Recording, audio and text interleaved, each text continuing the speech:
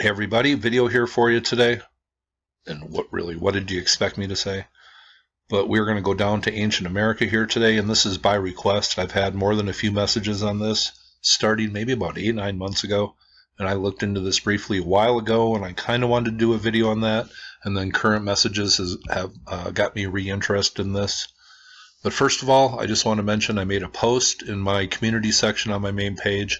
I will be on a show this Sunday night, and I'll have more information coming in the next day or two in a video probably on that.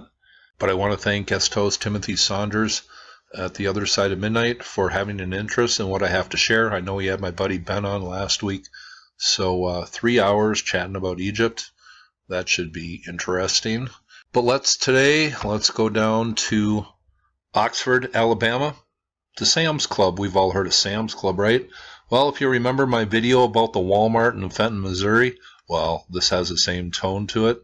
Now, when this Sam's Club was built not too long ago, where did they get the fill that they needed for the construction? Well, apparently they got it from a large Indian mound right back here. And there's some controversy whether this all is a mound or what on top here is just the man-made part of it.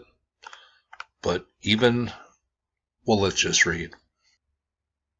Now, this is the Tuscaloosa News from 2009. This story is 10 years old. And if you have anything current to add, please do.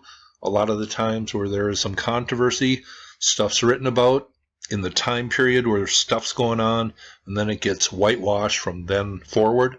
And I think it's intentional. Here you see the large mound right here.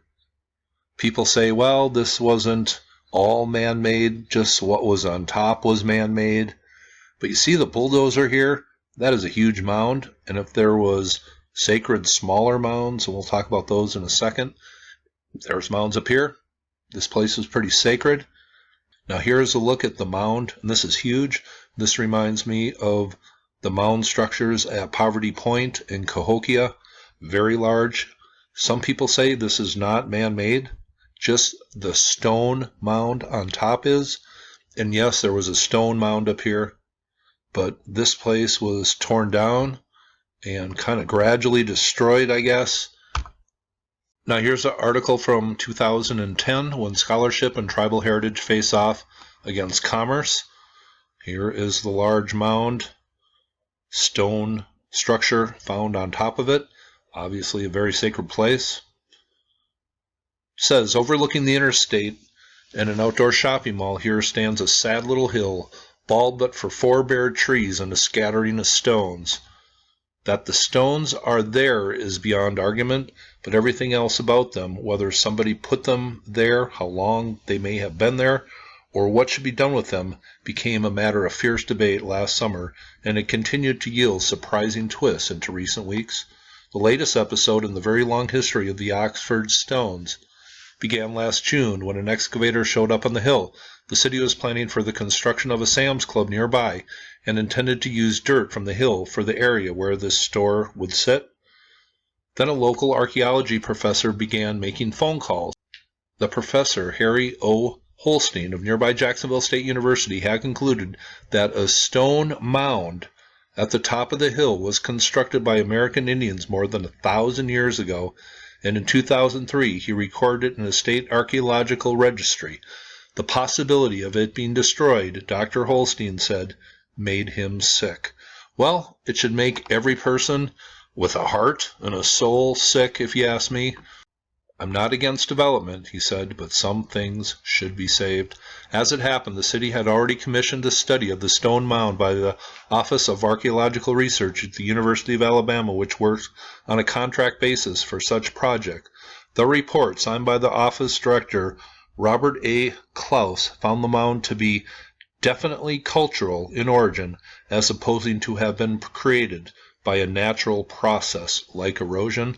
So we had a stone structure on top of this sacred mound, whether it was man-made or not.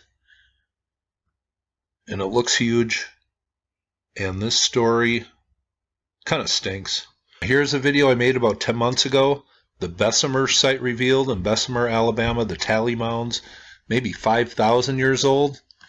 Here, stone structures found when they were taking this place apart to put in a railroad track here. Here's another website. I will leave the link below. This is Vice.com. It's surprisingly easy to build a Sam's Club on a Native American heritage site.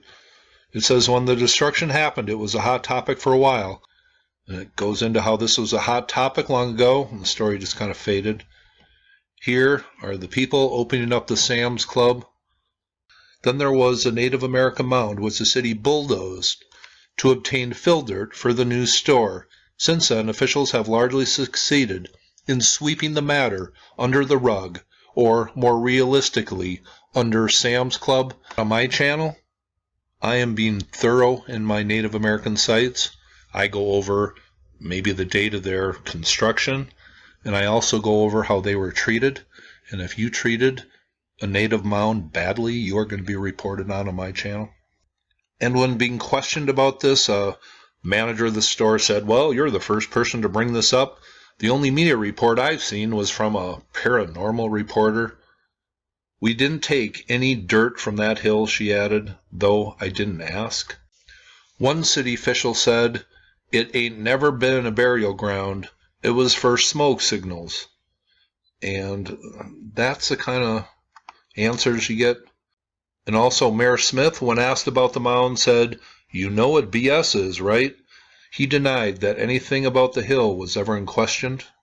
Well, I'm questioning it now. It says there never was any doubt in the mind of Jackson State anthropologist Harry Holstein, who said Oxford Stone Mound could have been 1,500 years old, maybe older.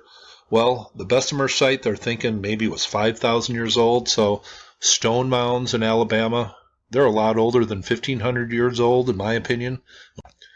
Now, check this out. It says the shopping center mounds aren't the only nearby pre-Columbian monuments. A dozen more are concealed in the woods of Mountain Longleaf Wildlife Refuge a few miles away, on land that was once Fort McClellan. And here is Harry Holstein. He calls this his Machu Picchu. Stonework all the way concealed through here. And this looks pretty interesting. It looks pretty old. But this guy is on to some lost history, and this is a good way to end the video. If anybody knows about this area, please leave a comment. Here's some more stonework found up nearby this site, near Oxford. It says, near the end of the afternoon, Holstein insisted on showing me the crown jewel of his Creek archaeological finds, a beautifully preserved prayer seat, type of a rock enclosure many North American indigenous peoples visited to seek spiritual experiences. So I will leave the link for this below, but I found this to be very, very interesting. But thanks to all you people for your messages. I really appreciate it. It just lets me add more to my Ancient America series.